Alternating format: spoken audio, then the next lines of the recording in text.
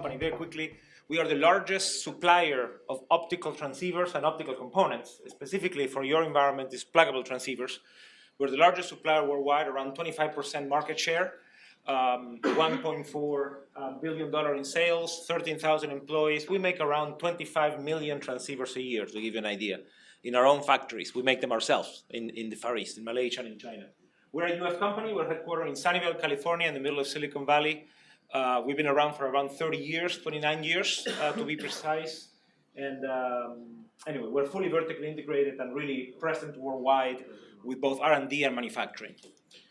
We sell primarily to the system OEMs. So I'm sure you've used our products in your Cisco switches, in your Dell, HP, Huawei, whomever you use.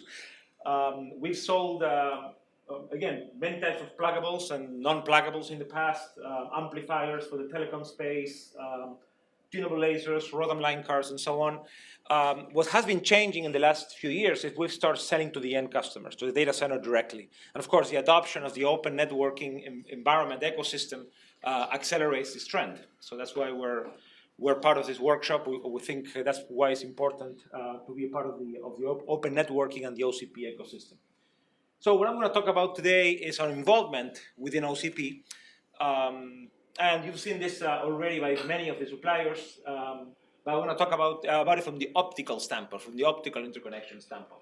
So here's the usual hardware stack, the usual vendors that handle traditionally both software and the hardware. We've seen that enough already. And what's been changing, as has been said already, this aggregation has been happening at the hardware level, perhaps the same manufacturers do the hardware, but now these are white boxes or bare metal. Then, of course, you have the Cubuluses and some of the other guys providing the network OS, and, of course, the applications on top. You will always have optics in the bottom. From Finisar, of course, there are many others that do optics as well.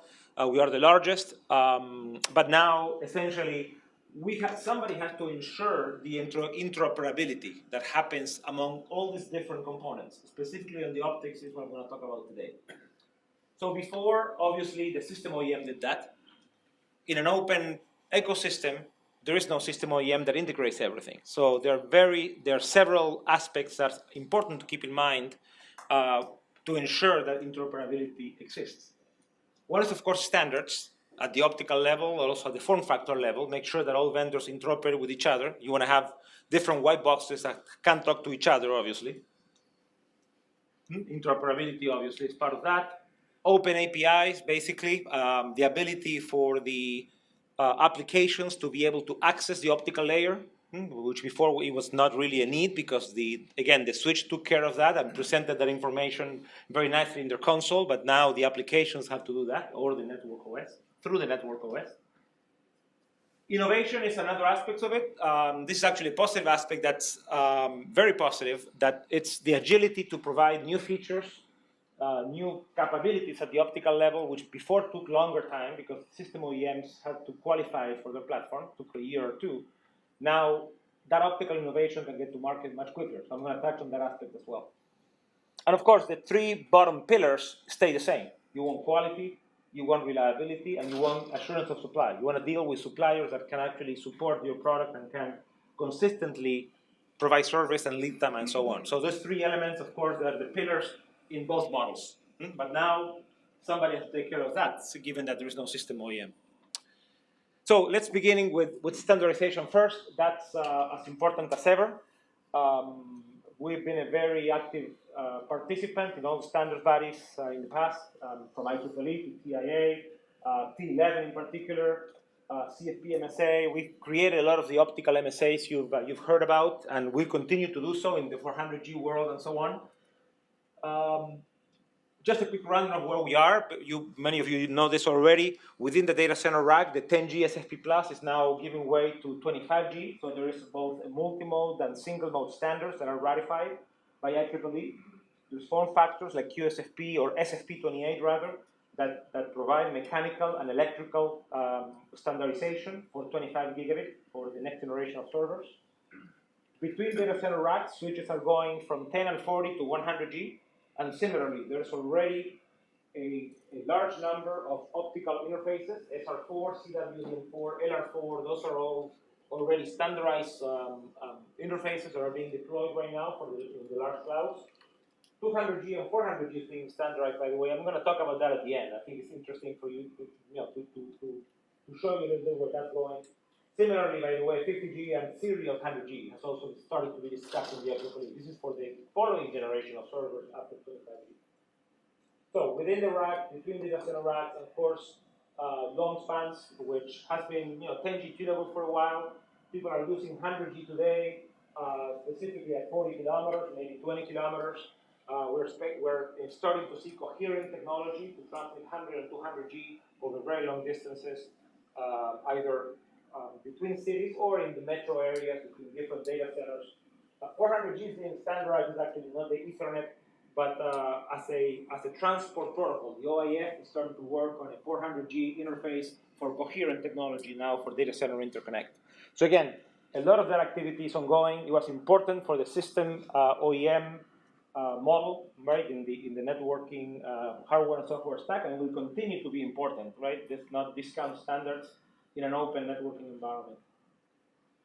Interoperability, again, who now ensures that all the elements work together, software, hardware, and optical interconnectivity. So many of us, many of these are in the room, EdgeCore, Cumulus, and others, Finisar, of course, have taken upon ourselves to do that in places like opencompute.org, places like IOL, or the Interoperability Lab at the University of New Hampshire. There has been a lot of work, ongoing work, that has gone on and continues to happen, testing different combinations of, again, NOS, hardware, and optical interconnect. There are solutions that are proven and verified that work, that are added to a networking integration list that continues to work. There are big Blackfests that happen typically once or twice a year. The last one, I believe, was the last one, December 2016. That was focused specifically on 25G and 100G. So again, this is all public and open. If you go to their website, you're going to find, there should be a link also in the OCP site to the work being done by the Interoperability Lab. So that's an important work that's going on. As part of this work, what was identified early on was something that was missing in the open networking infrastructure that was there when the system OEMs were integrating everything, and that's access to the optical performance information in the transceivers. For those of you that work with transceivers and switches, you know that if you go to the Cisco console or whomever, you can see flags, alarm and warning flags that tell you status information on the link, on the optical link. Optical power, there's something wrong with that link, there's high temperature on one of the ports, you need to change the transceiver, and so on and so forth. In an open networking environment, that information now needs to be communicated as well to the network OS, and more importantly, to the application that will be monitoring and maybe even controlling that optical interface. So, how do you access that information that's embedded in the optics? Each one of those optics has an EEPROM that, per the MSA that govern the form factors, give you all this information. But how do you map it? How do you access it? So what we created as part of OCP, what we call OOM, or Open Optical Monitoring, which is essentially a decoder layer that can be put on top of any network OS, any Linux-based OS, that translates the information in the EEPROM through an I2C interface that's on the host. It translates that into a northbound interface, an API basically, that can be queried with Python. And I'm going to show some examples of that. Again, so it's basically a decoder that talks southbound, I2C, optical information in the module, northbound, open API, Python-based, any application can query or can even control some of the performance in the module. So we did that again as part of OCP, with the player you see there. We started work in October 2015, and now that's completed, but of course it's a living document, so it continues to be improved. So what is it? Again, it's a Python package. It provides a standard API to read and write to optical transceivers. So it's important you can not only read status information, but you can also write certain things that the MSA allows you to do. It's the same API, any NOS, any switch, any module vendor, any module type. This is not just a Finisar thing. This is, as long as a module or a cable is compliant to the MSA, you will have that EEPROM, you will have the same EEPROM map, and you can read to any module. So this is, again, our contribution, but it's for any transceiver manufacturer that's compliant. Christian, could you give me an example of why you might write to an EPROM? I have some examples coming up. Yeah, performance, inventory, status information, and so on. So it's open source, obviously, to maintain and to extend. And here's an example of a script. Obviously, it's Python-based. In this case, this script will give you in port 0 the VCC, the temperature, the TX power, and the RX power, as well as the laser bias current in that particular transceiver. Just an example. So, what do you use it for? You can use it for inventory. You want to keep track of the different type of modules, the part numbers, the type of optical interface, and so on. So that's a read. That's a read type of information. Health monitoring, continuously monitoring in real time things like the optical power, things like the laser bias current, which gives you an indication of module performance degradation. Maybe a module that hasn't failed yet, but if you see the laser bias current increasing, ironically, if you see it increasing, might mean that something's going bad with that module. Monitor the warnings and the alarms that are still there, of course. This is, again, what the industry calls digital optical monitoring. It's actually a Finisar technology. We invented that 20 years ago. So all you know today as DDM or digital diagnostic was actually a Finisar. We still get royalties for it. We invented that in the late 90s. Diagnostics, this is where you do proactive stuff. And this is where you can write things. You can change, for example, the alarm and the warning levels. So you can play with performance and look at the performance at the edge, right? Again, I'm not going to go into detail here, but there are ways that you can play with the alarm and the warning flags in order to do some proactive maintenance. You can do that as well through this interface. And then, of course, custom uses, new features that particular vendors provide or not. Finisar, as well as other suppliers, can choose to provide added features, added performance in their optics, which are now transparent to your application through the OOM.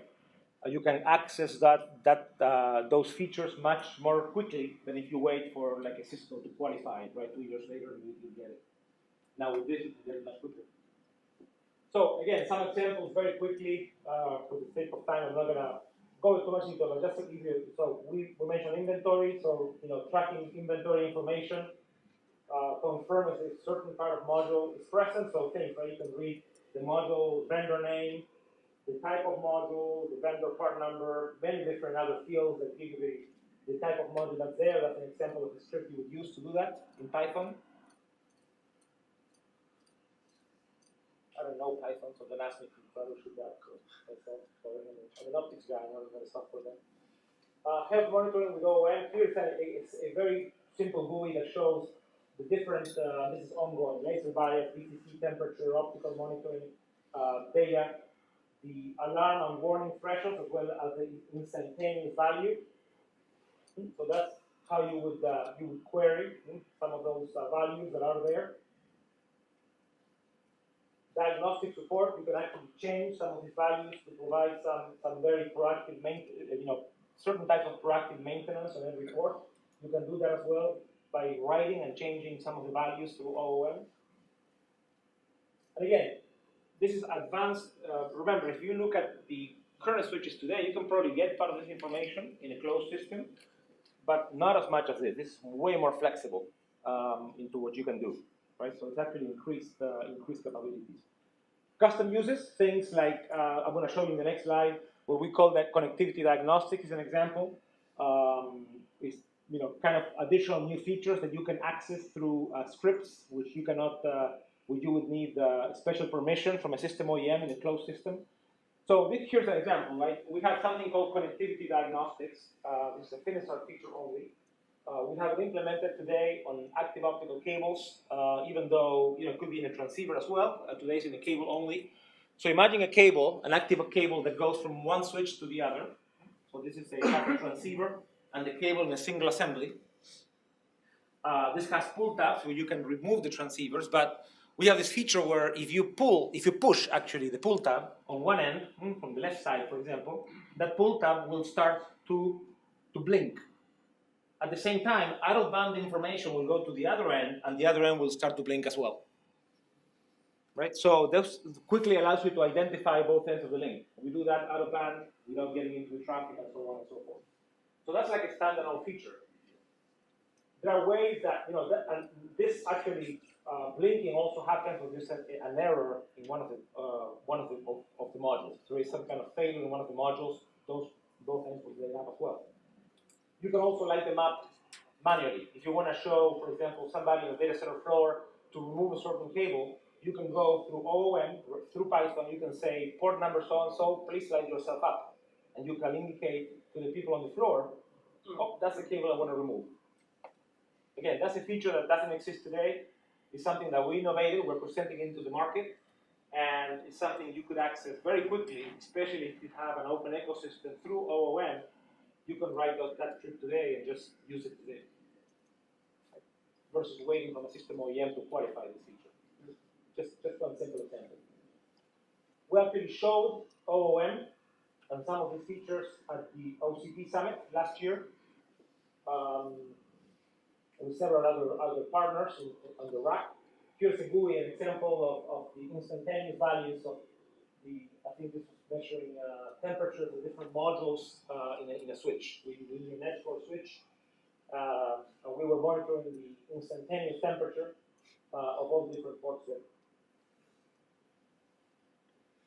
So how can you access? Remember, all this is open. It's part of the it's in the OCP site. This is now an OCP accepted project, so it's an approved project by OCP. You can download it for free. You can play with it in your own apps, or send it to your app developer. If you're already writing apps for the OCP environment, this is the GitHub location where you can find the source code. You can also see a YouTube demonstration in more detail of what I just talked about. So that's also going to be in the presentation. You can use it, you can improve it, you can upload it, show you use cases. And we have more than 200 modules that can be types of modules that can be used with OOM, and the list is increasing. Right? People and users continue to increase the database and continue to increase the usability of OOM. So that's OOM itself. So what are some other examples of things innovations that can come to market very quickly in this type of paradigm? One of them is CWDM OCP. This is actually a variation of what's called 100G CWDM4. CWDM4 is an MSA that has standardized a 2-kilometer interface for 100G links, which is cost effective.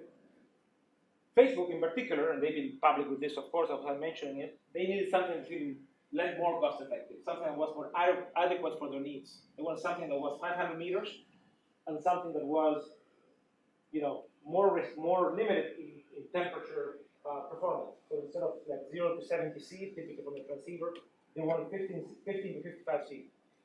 So they wrote a spec. They contributed to OCP. They called it CWDM4-OCP. You can find that today if you go to the OCP website, to the GitHub, you find the specification. There are many vendors like ourselves that we provide this type of modules, which again are more cost effective than standard CWDM4. And you can now source that into the market. They are users of this type of interface, but they, again, made it public to make it a contribution for everybody to take advantage of the same cost savings. And again, in an open networking environment, you don't have to worry about if your Cisco switch will accept it, yes or not, or they might accept it or not, who knows, depending on who your vendor is. If you have an open switch, this will work. You're sure that this will work. Another example is SWDM4. This is something that we brought into the market together with some other vendors. This is now a new optical interface that allows you to run 40G and 100G over duplex multimode, existing duplex multimode. So if you have duplex multimode today running 10G SR, as you may know, if you go to 40G or 100G, you have to change to MPO-based parallel optics, right? Well, with this you don't. You can use your existing duplex multimode, 2 fibers they use for 10G. You now use that for 40G and 100G. We do that by running 4 channels on the same fiber. So similar to single mode, but now this is multi-mode optimized. It's 4 channels, different wavelengths, around 50 nanometers. We multiplex them into a single fiber for transmit, single one for receive. And again, 4x10 or 4x25 for 40G and 100G. And again, runs on legacy on 3, on 4, as well as the new wideband OM5 to extend the reaches even more. So this is something that we've introduced into the market. It's not a proprietary solution. We form an alliance and an MSA. So you're going to find, as you can see, several of the cable vendors. There's system OEMs that support us, some other optical vendors. This is actually the founding members. The MSA is now much larger than this. And this is another example. You could use it in your regular switch. Maybe most likely it will work. Who knows if it will work or not. You can go to some of the system OEMs who might support it. As you can see, there are several here. But again, if you have an open networking switch, a white box switch running, Cumulus or any other, and you have OOM, you can actually ensure that you can use this type of innovation from day one. You don't have to worry about compatibility, if it works on a single port or not. That's another advantage, of course, of the open networking ecosystem. Is this used mainly with legacy data centers that have legacy multimode? Right, correct. So yes, there are two use cases for this, right? So, sorry. The two main use cases for SWDM is, of course, legacy data centers where you have existing infrastructure. You don't need to change the infrastructure now. You can still use your duplex multimode patch ports for 40G or for 100G. That's, clear cut, the biggest cost saving, the best use case of all. There's also new data centers, of course, where you want to save money. If you really want to be very specific in how much money you spend, this uses 2 fibers instead of 8 fibers. So you clearly save money there. The cost of training, even in new data centers, you have to retrain your people to use NPO cables now instead of LC. So that's even valid for new data centers. But it's legacy data centers for existing infrastructure where the use case is primarily the case. We are now introduced extended reaches versions of this where we can actually reach the same distance as 10G. 300, 400 meters can be supported. So, which is actually longer than SR4, longer than the parallel interface. So there's a lot of life in multimode still for data centers, especially in the enterprise space. Multimode has extended the reach. Again, duplex multimode is now present. And if you take the fiber infrastructure plus the transceiver, is still by far the most cost-effective approach, more than single mode. All right, so SWDMs is the other one. And again, it's a summary, right? As a reminder, these are all the pillars that we mentioned that are important in open networks, which again, before is something that the system OEMs took care of, but now, the ecosystem, the community takes care of it. How much time do you have? 8 more minutes. Okay, perfect. So what I wanted to spend these last few minutes, and stop me anytime with any questions of this, but I'm gonna, why do we do all this? Of course, 100G is there, being deployed today. I'm gonna show you a flavor of what's coming after 100G. As many of you would know, and of course, EdgeCore talked about this already. The existing switches, especially if you move from 10G to 40G, you have two models that are now today being deployed: 32 ports 40G QSFP+, 32 ports 100G QSFP28. So the market is now effectively split in a way, and it really depends on what your needs for bandwidth are, which switch IC supplier you use, and so on and so forth. There's certainly a pool for the market, especially in North America, for 400G, as George mentioned earlier. So 32 ports for 400G using QSFP-DD, as I will show in a minute, is the next paradigm, which will be deployed maybe a little bit earlier, but being a bit conservative in the 2020 timeframe, maybe 2019 timeframe, is where you will see these 12.8 terabit switches to be deployed. There is a paradigm of using 200G ports, 32 ports of 200G, 6.4 terabit per box. That is really a stopgap approach. Certain markets that have less tolerance for risk for bandwidth, and given that this value proposition is actually has in development a certain amount of risk, there are things that you can do in the middle to mitigate that risk.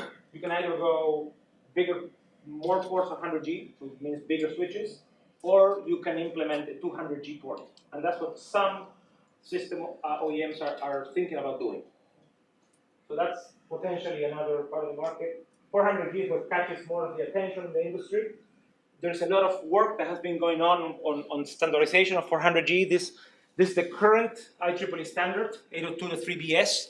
That's it's not a very happy name, but It has been going on for the last 2 years, and it will be ratified by the end of this year, in December of 2017. This primarily focuses on single mode, as you can see, because it targets the router market. Just like 100G, the initial deployments for 100G expected to be routers.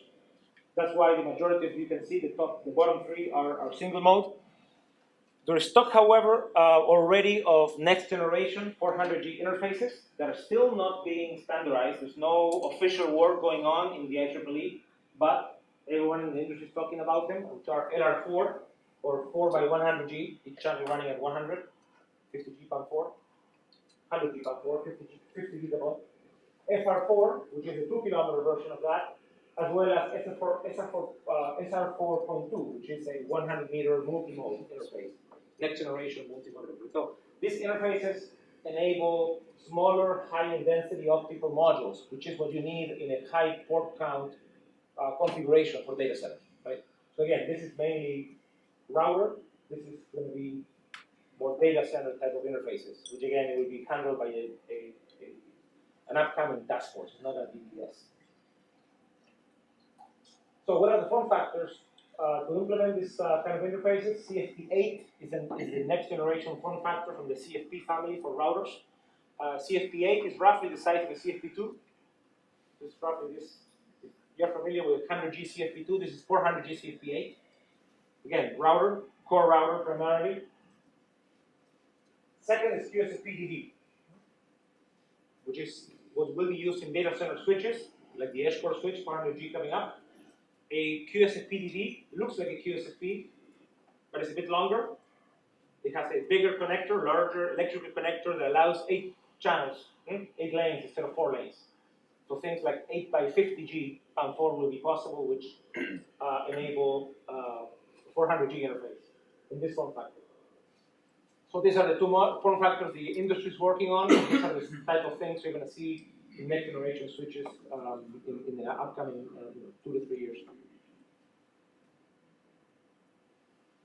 Okay, and I think that's all I had. I'm not sure if you have a few minutes for any questions. Otherwise, I'll be here for the rest of the afternoon if you have any additional questions on either of the 2 topics. Again, OOM or next generation optical ports. Thank you very much.